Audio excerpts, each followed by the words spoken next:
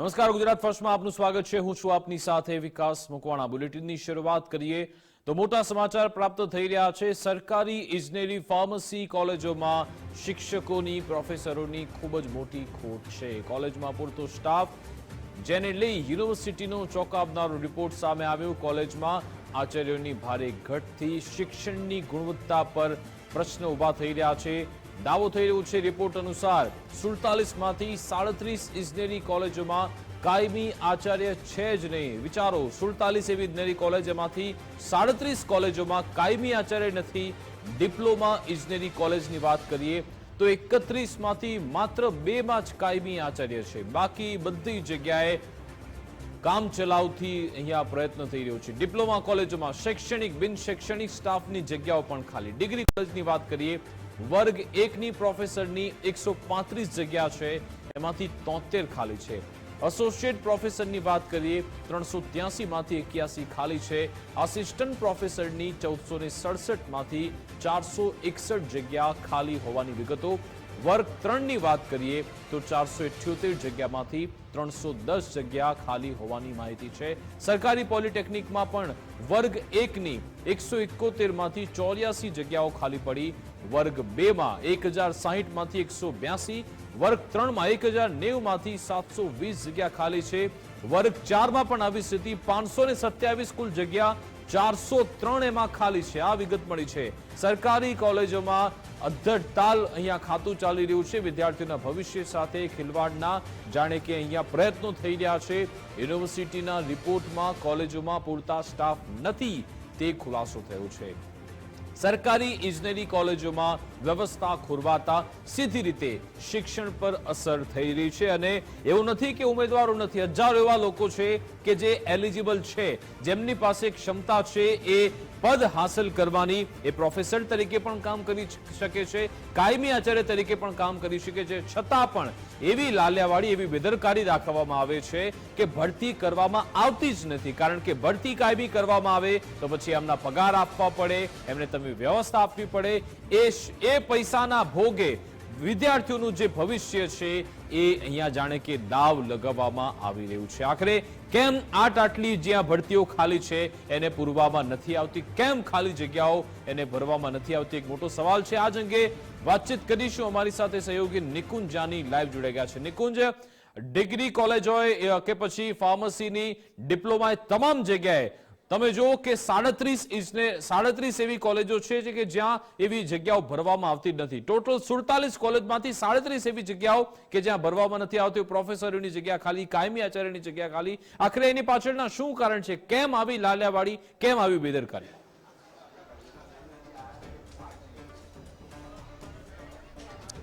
વિકાસ, ખાસ ઉચ્ચ શિક્ષણની અંદર આ પ્રકારની પરિસ્થિતિ લાંબા સમયથી જોવાઈ રહી છે અને હવે જે ગેપ જે છે ઘટનો તે ખૂબ જ વધી રહ્યો છે ને વધતો જઈ રહ્યો છે।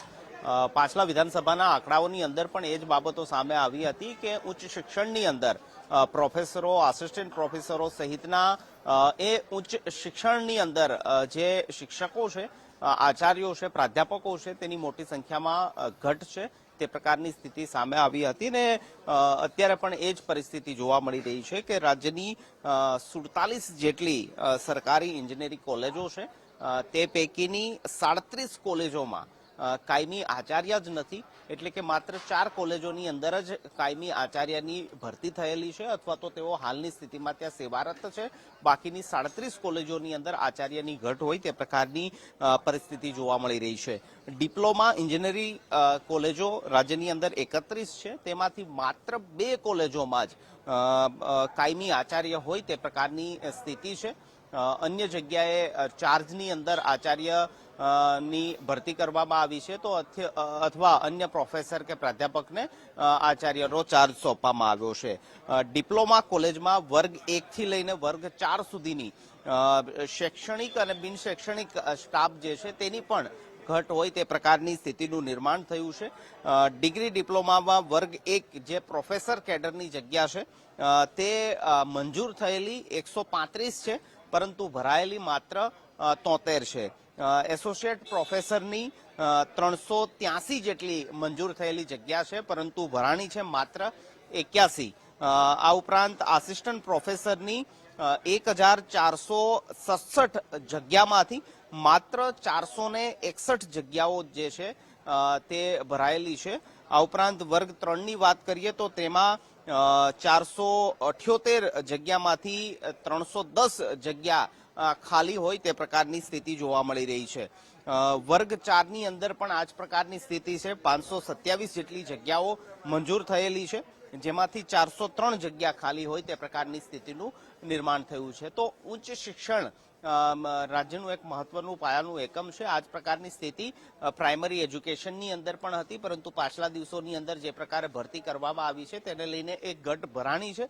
પરંતુ ઉચ્ચ શિક્ષણની અંદર હજી પણ પ્રાધ્યાપક, અધ્યાપક, આસિસ્ટન્ટ પ્રોફેસર, સિનિયર પ્રોફેસર અને આચાર્યની જગ્યાઓ અધધ ખાલી હોય તે પ્રકારના આંકડાઓ જે છે તે સામે આવી રહ્યા છે. બિલકુલ આભાર નિકુંજ, અમારી સાથે જોડાવા બદલ, વાતચીત કરવા બદલ. તો જેટીયુ દ્વારા આ તમામ રિપોર્ટ તો તૈયાર કરી દેવામાં આવે છે ડેફિશિયન્સીનો, પણ એને ફક્ત એક કોઈ ઠંડા બસ્તામાં મૂકી દેવામાં આવે છે. ફાઇલોમાં જે રિપોર્ટ રહી જાય છે એની સામે કોઈ કાર્યવાહી નથી કરવામાં આવતી.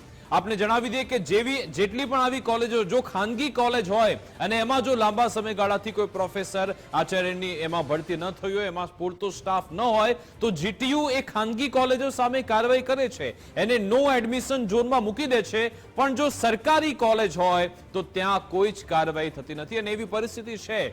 જીટીયુનો પોતાનો ડેટા છે, જે ડેફિશિયન્સી રિપોર્ટ આપવામાં આવ્યો છે એમાં બતાવે છે કે અહીંયા કોલેજ સ્ટાફ નથી. અને જો ઘણી જગ્યાએ છે તો એમને પણ બીજી વર્ધી આપી દેવામાં આવે છે. એમને ક્યાંક તો વહીવટી વિભાગમાં સોંપી દેવામાં આવે, કેટલીક જગ્યાએ ટ્રેનિંગમાં મોકલી દેવામાં આવે, અથવા તો બીજા કોઈ કાર્યમાં, શૈક્ષણિક કાર્ય અદ્ધલતાર રહેતું હોય છે. તો કેમ અહીંયા આંખ આડા કાન કરવામાં આવી રહ્યા છે? અને જીટીયુ પોતે જ્યારે આવો ડેફિશિયન્સી રિપોર્ટ આપે છે કે આટલી જગ્યાઓ ખાલી છે, અને એવું નહીં કે 1, 2 કે 10, 15, તમે જોયો કે 47 જો કોલેજ હોય તો 37 કોલેજોમાં સ્ટાફ ન હોય તો કેવી લાલિયાવાડી. એક સાથે 90% કોલેજોમાં જો કોલેજ સ્ટાફ નથી તો એ ખૂબ જ ખરાબ પરિસ્થિતિ કહેવાય. એને સુધારવી જરૂરી છે. જો આપણે શૈક્ષણિક ક્ષેત્રે આગળ વધવું છે, આપણી યુવા પેઢી કે જેનો મજબૂત પાયો ટેકનિકલ ક્ષેત્રે થાય, અને જો આપણે 2047નો લક્ષ્યાંક હાંસલ કરવો છે તો આ પાયા મજબૂત કરવા પડશે. એના માટે શિક્ષકો, પ્રોફેસરોની જરૂરિયાત છે. આશા રાખીએ કે સરકાર આ બાબતે ઘટતું કરે.